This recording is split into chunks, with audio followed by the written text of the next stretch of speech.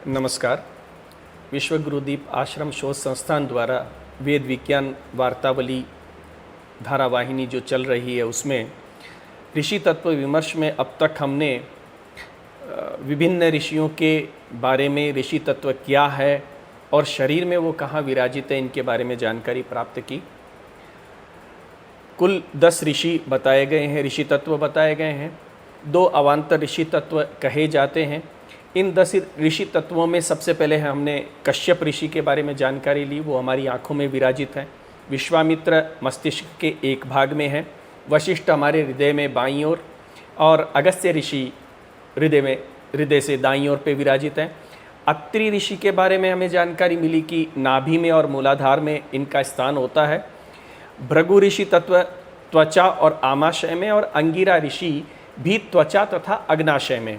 तो भृगु और अंगिरा का हमने साथ विवेचन हमारी चर्चा में गई वार्ता में हमने साथ विवेचन किया है। वहाँ पे एक विषय उठ कर के हमारे सामने आया, जो का बिगड़ियो हरि को भृगु ने मारी जो लात, ये कहावत है। उसी में चर्चा में प्रोफेसर साहब ने हमको ये बताया कि विद्युत जो चमकती है वो आगे की तरफ आती है तो उसका बल का प्रतिबल पीछे की तरफ भी लगता है और ऊपर शेषशाही भगवान विराजित हैं और उन्हीं को वो स्पर्श करता है, उनको वो आघातित करता है। इसी को लात की संज्ञा दी गई, इस आख्यान को जोड़ा गया है। तो आज जो चर्चा हमारे साथ प्रोफेसर रामदेव साहू जी हैं, मैं नमस्कार करता हूं आपको। मेरी चर्चा यहीं से शुरू करना चाहूँगा कि आप जो बता रहे हैं कि ऊपर विष्णु तत्व है, शेषशाही है, वो वस्तुतः है क्या, वो किस स्वरूप में है? देखिए, भगवान विष्णु का ये जो वर्णन किया गया है, इसका वर्णन श्रीमद्भागवत महापुराण में अत्यंत स्पष्टता से हुआ है। और नारायण की जो स्थिति वहाँ बताई गई वो शेषशाही नारायण की बताई गई। अब इसमें यह है कि शेष किसको कहते हैं, जिसमें क्या है कि सामान्य भ्रांति लोगों को है कि शेष नाग है, शेष नाग एक सर्प है जिसके ऊपर क्या है कि पृथ्वी टिकी हुई है। तो ये इस प्रकार की जो कल्पनाएं जो पौराणिकों ने की है या पुराणों के अंदर जो वर्णन आता है वो एक प्रतीकात्मक वर्णन है तथा क्या है कि कहानी रूप में उसको बना दिया गया है। बाकी इसमें काफ़ी वैज्ञानिकता है। और श्रीमद्भागवत में कहा गया है कि जैसे भगवान एक शिष्य थे शेष संज्ञा, यानी जब संपूर्ण सृष्टि नष्ट हो जाती है तब आप अकेले ही शेष, तब उस समय क्या है कि केवल एकमात्र जो सूक्ष्म अंश जो विद्यमान रहता है, अब आप उसको ये कह लीजिए कि पूरे ब्रह्मांड का एक परमाणु जो भी संघ है, हाँ, उसको बीज कह लेते हैं। पूरे ब्रह्मांड का एक बीज मात्र बच गया, तो वो एकमात्र वो अवशिष्ट रहता है, उसका नाम है शेष। अच्छा, ये सर्प नहीं है, ये प्रलय के बाद में जो अवशिष्ट रहने वाला एक तत्व विशेष है वो है शेष। शेष। लेकिन क्या है कि ये शेष क्या है कि अब पृथ्वी को कैसे धारण करता है, यानी पहले भी शेष था, ऐसा नहीं कि शेष उसके बाद में ही बना, पहले शेष था ही नहीं। वो शेष पहले भी था। किस रूप में था? तो वो रश्मियों का पुंज है जी। इसमें क्या है कि अग्नि और वायु और सविता, इन 3 की रश्मियों का जो समूह है वो शेष कहलाता है। यानी सृष्टि का बीज हुआ अग्नि, वायु और सविता की यानी रश्मियों का पृथ्वी के निर्माण से पूर्व ये जो है अग्नि की रश्मियाँ, वायु की रश्मियाँ और सविता की रश्मियाँ, हाँ, इनको संकर्षण भी कहते हैं, संवर्तक भी एक रश्मियाँ इसके अंतर्गत, और एक अनंत नाम की रश्मियाँ। ये तीनों की 3 तरह की रश्मियाँ हैं। इन तीनों प्रकार की रश्मियों से फिर 3 तरह की रश्मियाँ निकलती है, इसलिए क्या है कि कुल 9 तरह की रश्मियाँ हो जाती है। तो जिनको 9 नाग भी कहते हैं, ये प्रसिद्ध है। मतलब जो है इसमें कुछ ग्रंथों में नाग की संख्या 8 बताई है, कुछ ग्रंथ क्या है कि 9 बताते हैं। लेकिन ये है कि 8 इसलिए बताते हैं क्योंकि वो जो 9 ही है उनमें से फिर एक जो ऐसी है जिसमें से क्या है कि रश्मियाँ उत्पन्न नहीं होती। बाकी जो 9 है उनमें से कई सैकड़ों संख्याओं में मतलब जो है ना वो दूसरी रश्मियाँ उत्पन्न हो जाती है। तो रश्मियों का एक जाल बन जाता है, और रश्मियों का जो जाल बन जाता है वो पृथ्वी के नीचे के हिस्से में रहता है, जिसके ऊपर पृथ्वी टिकी हुई है, तो उसको कहते हैं शेष। और ये जाल कहाँ से कहाँ तक फैला हुआ है, इसका एक निश्चित स्थान है। यानी ध्रुव के पास जो सुमेरु है वहाँ से ये जाल शुरू होता है, और जो कुमेरु है दक्षिण दिशा में, यानी जहाँ तक भूगोल का प्रारंभ हुआ है ध्रुव से, और कुमेरु पर जाकर के भूगोल का अंत होता है, तो वहाँ तक पृथ्वी के नीचे नीचे के हिस्से में क्या है कि ये जो है वो विद्यमान है, और इनको शेष कहा गया, इन रश्मियों के समूह को।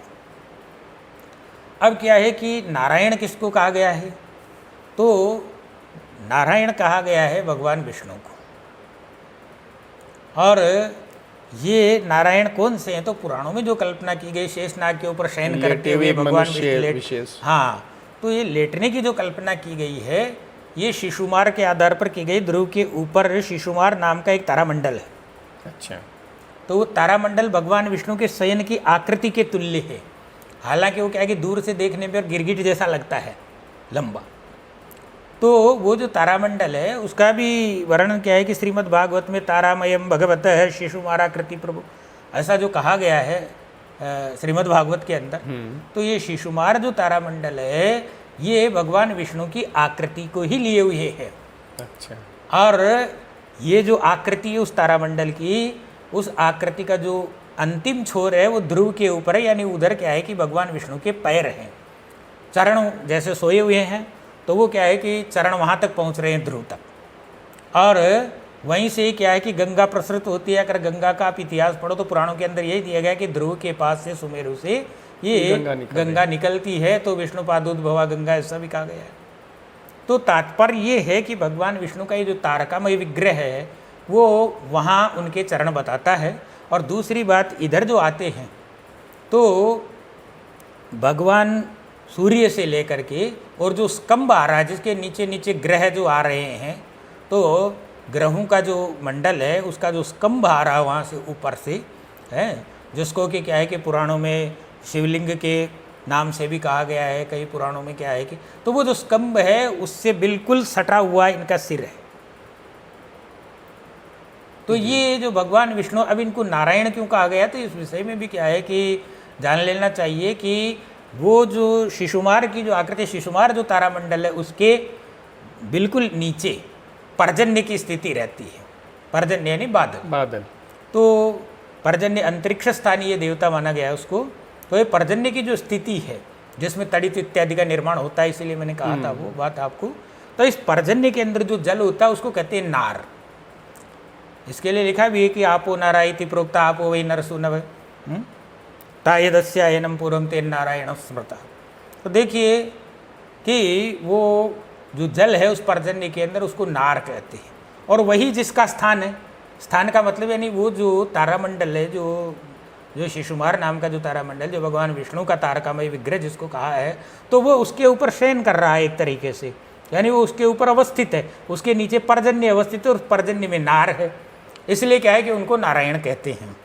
तो ये भगवान विष्णु जो नारायण उसके ऊपर शयन कर रहे हैं, तो क्या है कि उनकी निद्रा जो है वो उससे भंग होती है, जब क्या है कि किसी प्रकार की बिजली वहाँ से जब चमकती है, और बिजली जब नीचे आती है चमकते हुए या उसमें से प्रस्फुटित होता है विद्युत तत्व, तो उस समय क्या है कि उनको चोट पहुँचती है। ये जो बात छुपा हुआ रहस्य है। इसलिए क्या है कि वो भगवान विष्णु जो शेषशाही विष्णु है वो भी वैज्ञानिक आधार पर ही कल्पित किया गया है पुराणों में, कोई मानसिक कल्पना से नहीं किया गया है।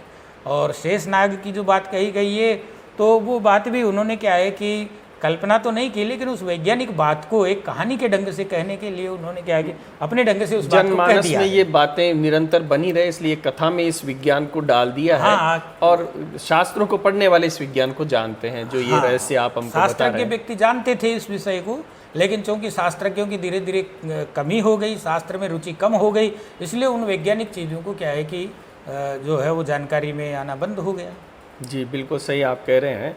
तो ये जो वस्तुतः आप बता रहे हैं कि जो तारामंडल है जिसका नाम आपने बताया शिशुमार तारामंडल भगवान मनुष्य की आकृति लिए हुए है, भगवान विष्णु जैसी आकृति लिए हुए है, और इनके नीचे का जो क्षेत्र है वो क्षेत्र परिजन्य क्षेत्र है, जिसमें पर्जन्य में जो जल विद्यमान रहता है उस जल को नार कहते हैं। यानी संस्कृत में पानी के विभिन्न नाम हैं, कौन से स्थान का जल क्या कहलाता है ये एक वैशिष्ट्य है। तो हम किसी भी पानी को पानी नहीं कह सकते, जल को जल, तो वो जल एक विशेष कहलाएगा, सलिल एक विशेष कहलाएगा, अलग अलग नामों के अलग अलग अर्थ हैं।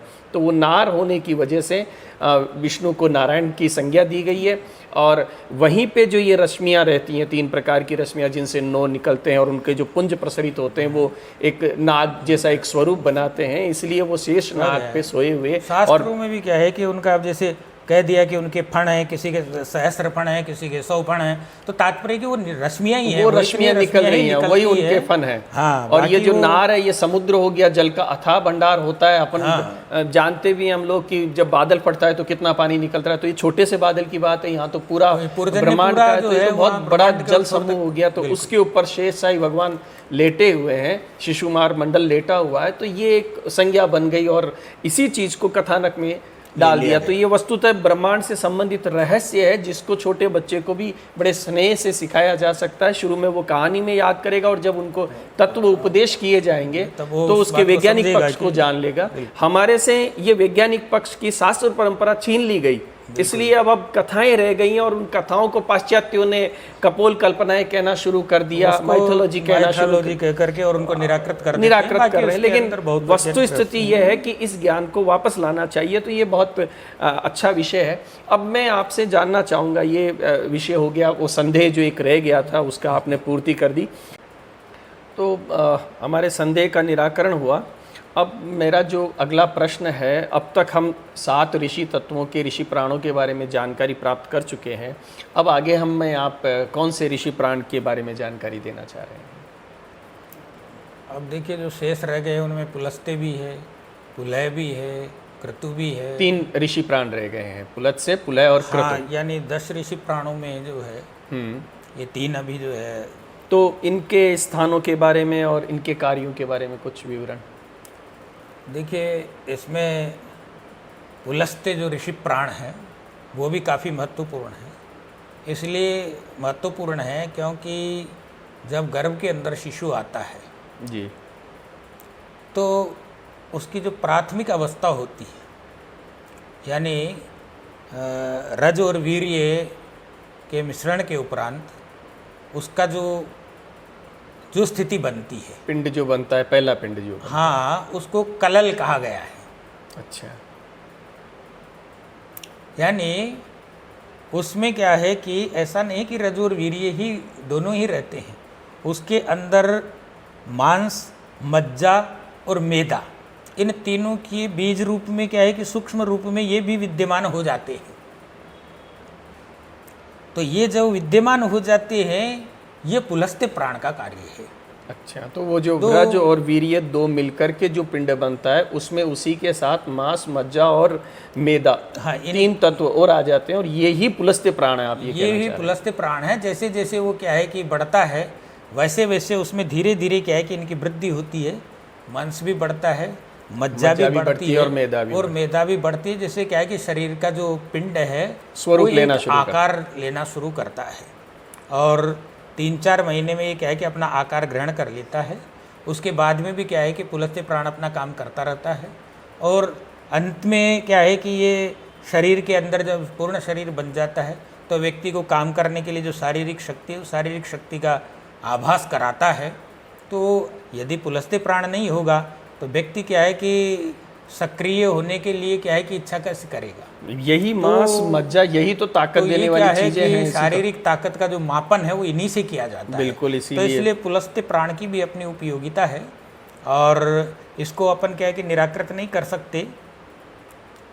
आज के संदर्भ में इसका महत्व है। दूसरी बात क्या है कि शारीरिक स्वास्थ्य का भी यदि मापन किया जाता है तो उसमें भी क्या है कि इनके ऊपर ही निर्भर रहा जाता है कि आपके शरीर में कितनी ताकत है जो सहन कर लेगी, सहिष्णुता का जो मापन किया जाता है। तो ये क्या है कि पुलस्त्य प्राण जो है वो मनुष्य की एक तरह से क्या है कि शारीरिक शक्ति को उत्पन्न करने वाला तत्व है जो हमारे शरीर के अंदर इस रूप में रहता है। जी। और पुलह के बारे में देखिए, पुलह प्राण भी है और पुलस्त्य और पुलह है, ये जो दोनों प्राणी एक साथ काम करते हैं। अच्छा। पुलह का संबंध त्वचा से है। जैसे भृगु का था, भृगु और अंगिरा का त्वचा से था, वैसे ही इसका भी त्वचा से संबंध है। लेकिन त्वचा से संबंध कैसे है? वहाँ जैसे चिकनाई और तेजस्विता का संबंध था, बिल्कुल अग्नि और सोम का संबंध था वहाँ पर। हाँ।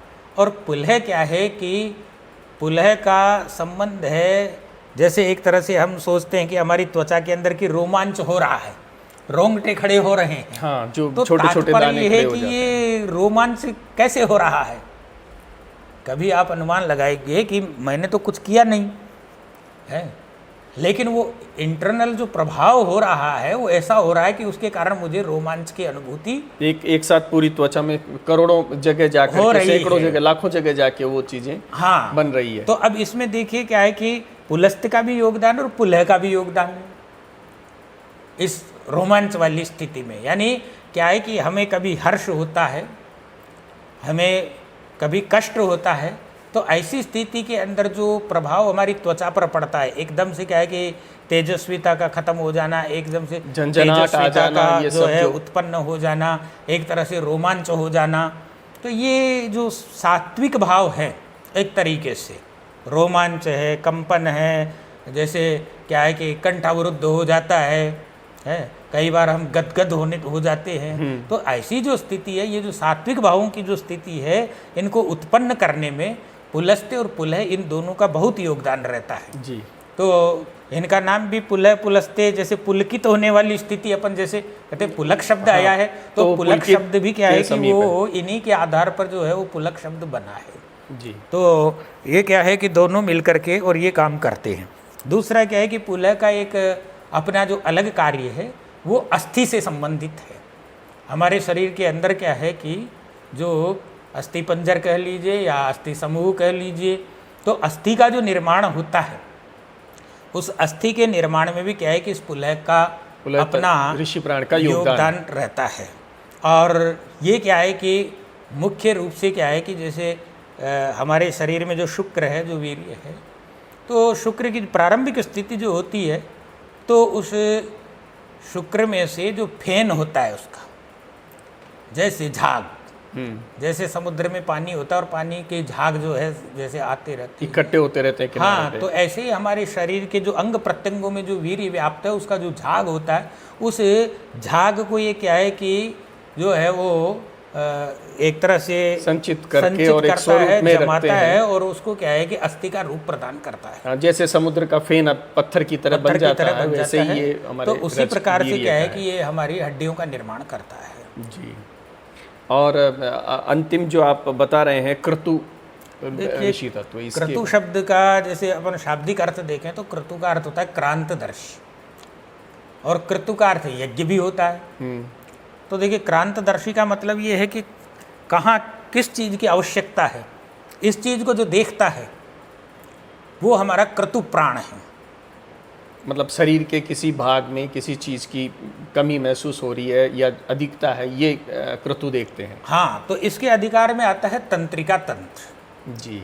सूचनाओं का यानी आदान संवेदना, प्रदान करना, हमारे शरीर संवेदनाएं के हैं अंदर जो भी हैं। संवेदनाएं हैं, उदाहरण के लिए जैसे किसी के आप कांटा चुभोते हो, तो अब उसको क्या है कि कष्ट का अनुभव होता है, तो ये कौन कर रहा है? ये क्रतु प्राण ही उसका अनुभव कर रहा है। जी। यदि ये नहीं होगा तो वो अनुभव नहीं होगा।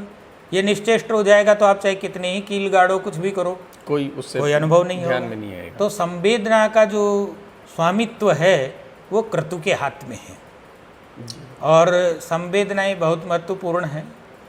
जिनका क्रतु प्राण कमजोर हो जाता है तो वो क्या है कि संवेदनाहीन हो जाते हैं, किसी की बात को, किसी के शरीर का अंग सुन्न हो जाता है तो फिर उसको कोई असर मर रहा नहीं है तो होता मर रहा है, कुछ उसको कोई लेना देना है, किसी को कष्ट यानी कोई किसी भी स्थिति में पड़ा है, बिल्कुल। लेकिन उसकी किसी प्रकार की दया नहीं आती। तो ये कार्य जो है क्रतु प्राण के ऊपर ही निर्भर करता है। जिसमें क्रतु प्रमाण प्रबल होगा तो उसको क्या है कि जो है संवेदनाएं जो है उसके अंदर उतनी अधिक मात्रा में होंगी। तो ये भी क्या है कि हमारे लिए बहुत उपयोगी है। और मानव शरीर में क्या है कि इनका 10 प्राणों का अपना जो है बहुत योगदान है। इनके अलावा अवान्तर प्राण भी है। जो अवान्तर प्राण का मतलब ये कि ये जो 10 प्राण हैं ये तो हमारे क्या है कि उस मूल प्राण में एक भाग के रूप में अवस्थित है, जो ऋषि प्राण जिनको कहा गया है। लेकिन उनके अलावा कुछ ऐसे अंश भी हैं जिनको प्राण कह दिया गया है। जैसे 5 वायुओं की जो बात है तो उन 5 वायुओं को भी पंच प्राण कह दिया गया है। हालांकि उनमें से एक मुख्य वायु जो ऑक्सीजन है उसको प्राण कहा जाता है। बिल्कुल। लेकिन क्या है कि प्राण तत्व तो बहुत व्यापक तत्व है, केवल हम एक ऑक्सीजन को प्राण कहें और बाकी को प्राण न कहें तो ये तो क्या है कि हमारी अल्पज्ञता है। बिल्कुल, आप सही। तात्पर्य ये है कि प्राण तो एक बहुत विशिष्ट चीज है और बहुत विस्तृत चीज है, इसके कई अवान्तर भाग है, यानी प्राण के तो कई पार्ट हैं जो हमारे शरीर के अंग प्रत्यंगों में व्याप्त है। इसलिए हम किसी एक को प्राण नहीं कह सकते कि अगर हम ऑक्सीजन को प्राण कहेंगे तो हमें कहेंगे कि नासिका के अग्रभाग में जो है प्राण जाता है, प्राण यहाँ से यहाँ तक जाता है, बाकी में तो प्राण पहुँचता ही नहीं। तो ऐसा नहीं है, प्राण शरीर के क्या है कि प्रत्येक अंग में व्याप्त है। किस रूप में व्याप्त है ये हमारे समझने की आवश्यकता है, ये वेद विज्ञान हमें समझाता है जी। तो इसलिए क्या है कि ये प्राण के जो पार्ट्स है, जो अंग है, वो बताए जा रहे हैं और इसमें अमांतर प्राणों के बारे में भी हम आपको बताएंगे। बिल्कुल, वो चर्चा बाद में करेंगे, अभी समय हमारे पास सीमित है। तो आज अब तक हमने 10 ऋषि प्राणों के बारे में, जिनसे शरीर की क्रियाएं संचालित होती हैं, मूल क्रियाएं, उनके बारे में हमने जानकारी की है। अगले 2 आप अवान्तर प्राण बता रहे हैं, उनकी चर्चा हम अगले कार्यक्रम में करेंगे। आज की चर्चा बहुत सार्थक रही है, इसके लिए आपका बहुत बहुत धन्यवाद। नमस्कार।